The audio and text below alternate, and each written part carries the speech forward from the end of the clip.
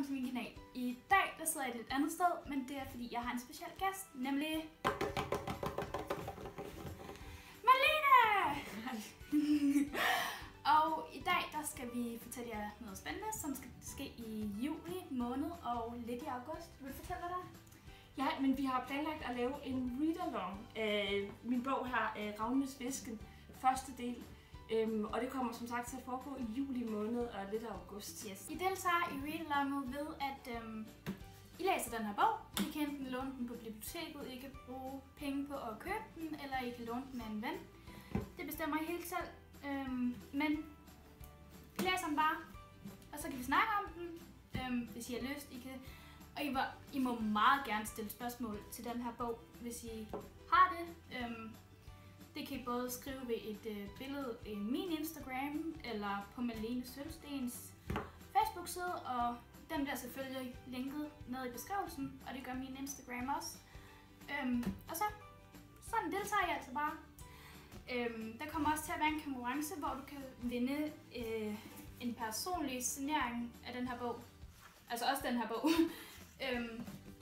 som vi så kan sende til dig.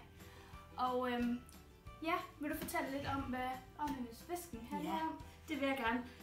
Ravnenes Hvisken er en fantasybog, som foregår i Nordjylland, faktisk i nutiden.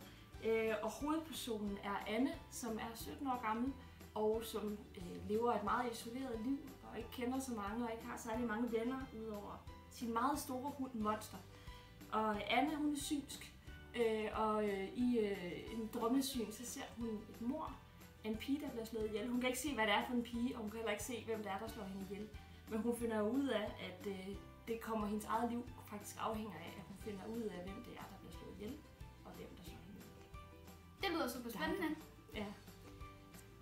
Du deltager simpelthen i konkurrencen ved, at du tager et fantasy-billede af den by, du er i, eller et eller andet sjovt træ, med din yndlingsbog på, og så går du ind på enten Instagram eller Facebook, hvis der er lige med at forklare Instagram.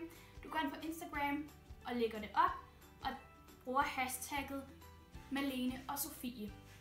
Og så vælger vi ud fra det.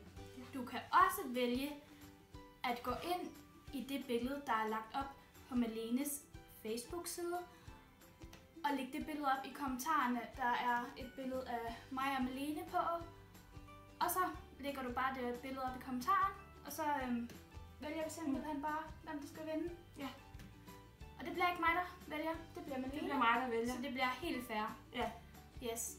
Jeg har en hemmelig drøm om, at jeg er sikker på, at alle folk bor rundt omkring nogle sjove og mærkelige steder. Det kan både være i storbyen, og det kan også være i små byer rundt omkring, eller ude på landet i Danmark.